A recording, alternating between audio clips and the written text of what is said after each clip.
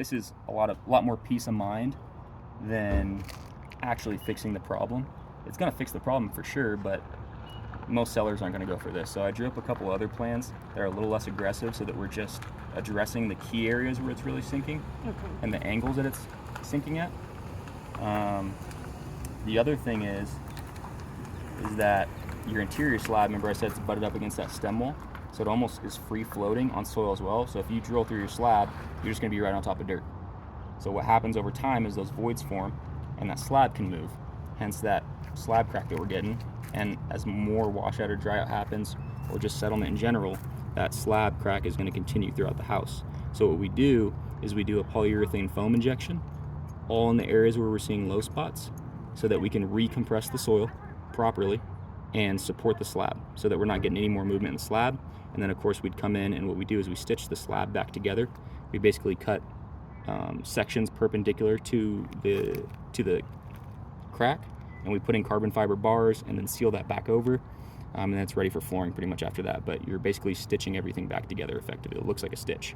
The flooring would have to come up for that, and that's not something that we do. So that would all have to be poured up or pulled up, and we'd have to figure out exactly how far that crack went to address that properly. But in this plan, you're rated up to 10 feet. So yeah, that's pretty much the three things I'm recommending: is doing the poly, the piers, and then the slab crack fix. So first plan is going to be this, putting piers in all these locations. The second plan is going to be just supporting the areas where we're seeing the worst of the settlement, and really just these two corners of the house, and ideally that would keep everything else from settling. So that would be about 4 piers on this side and 3 piers on that side. And then the third option is going to be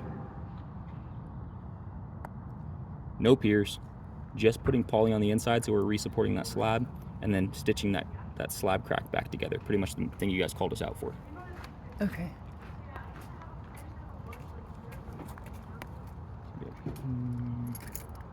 And you're going to give quotes for all three of those? Yeah, I got these right here. So that would be full protection, piering in all the areas that we're seeing settlement and preventing that from happening again. Which one? That one right there. Okay, so. Oh my goodness, that's like more than what the house. Yeah. So this second option here would be the limited piering. So we're doing 4 on one side and 4 on the other corner, so that whole section of the house isn't trending in that direction still. And then this third option is going to be no piers at all, and it's just going to be doing poly on the inside of the house and then stitching that slab back together. I just want to kind of give you guys some options when it comes to talking to the sellers. When it comes to these projects, I can always adjust them, and the big driver on these prices is going to be the piers. They're really expensive to install. It's a lot of work. So this one has 15 piers on it, that main plan, and this one has 7 piers on it, to kind of give you guys some reference. I, in this situation, would recommend piers. Like I said, I'm looking for anything over 0.3, and we're definitely seeing that. So I definitely recommend some piers.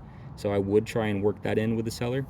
How much you guys can get is, up to them, I guess. But at the very, very minimum, I'd recommend Project 3, supporting the slab at least, and then stitching everything back together.